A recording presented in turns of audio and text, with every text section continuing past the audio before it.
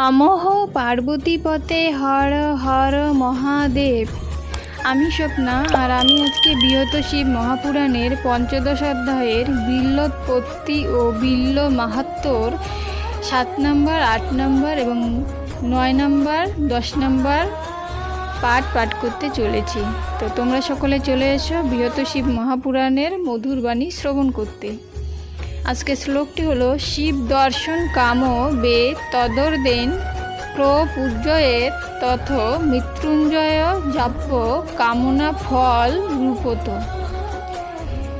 শ্লোকটির অনুবাদ আজকে 7 নম্বর পাঠ থেকে পাঠ করতে চলেছি। তো অনুবাদটি হলো, ইচ্ছা বশে করো তুমি পুনশ্চ সংহার, কে বুঝিবে তব লীলা ও হে গুণাধার।